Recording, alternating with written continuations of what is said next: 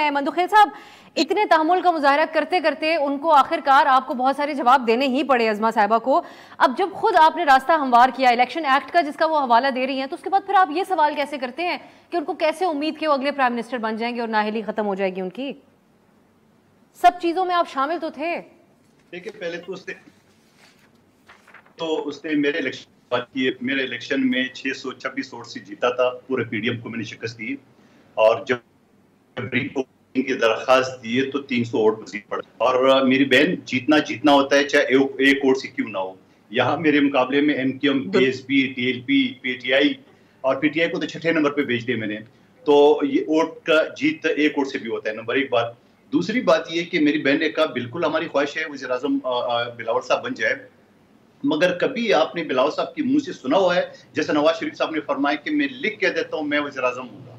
तो मेरी बहन, मैं और आप कारकुन है, हमारी ख्वाहिश तो अपने लीडर के लिए हो सकती है, मगर लीडर जो अपने मुंह से कहता है मैं लिख के देता हूं, तो यहाँ थोड़ा सा दाल में काला लगता है।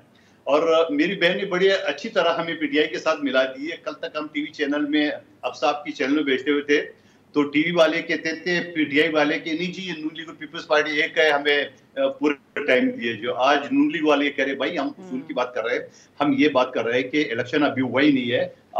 और फिर एक और चीज मुझे लग रहा है, ये भी मुझे समझ में नहीं आ रही बात, कि नवाज शरीफ साहब ने पूरा पाकिस्तान मुतालबा करा है पीटीआई समेत कि इलेक्शन कराए जाए।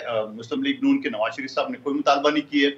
यहाँ मुझे नहीं समझ में नहीं आ रहा है। और फिर उसके साथ साथ मैं ये भी कहना चाह रहा हूँ कि ये सारी चीजें जो आपको लग रही है, तो आप इलेक्शन का इंतजार करें। आप जीते, अल्लाह करे आप जीत जाए, लेकिन सवाल ये इतने प्रोटोकॉल और इतनी, अभी नवाज शरीफ साहब जो ये वकील है बेहतर जानते हैं, नवाज शरीफ साहब अभी इस वक्त मुजरिम है। और इस तरह आप ऐलान करके, मैं नहीं कहता हूँ सच्चा केस है, झूठा केस है, गलत केस है, जो भी है।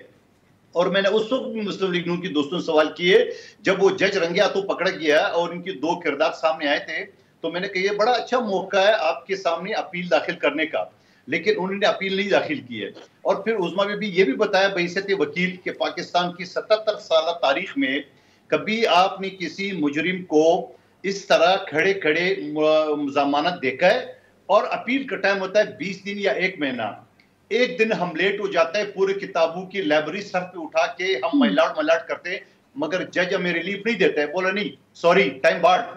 यहाँ एक मरतबा नहीं, 4 साल के बाद हो सकता है सुन ले, सिस्टम कोर्स करेक्शन कर रहा हो। आप सच एक मिनट कंप्लीट करने दे। ये पाकिस्तान की तारीख में पहले नवाज शरीफ साहब आए थे 6.5 साल बाद अपील, और अब आए 4 साल बाद।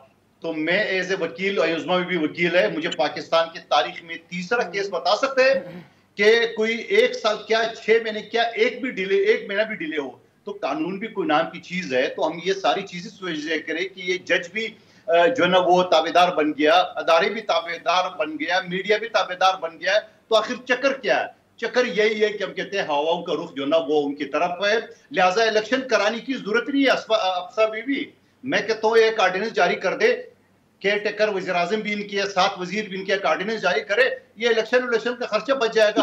आए अल्लाह खैर साला चारों। चलें, मैं इसी के ऊपर डिबेट करना चाहूंगी आगे। मंदुखेल साहब,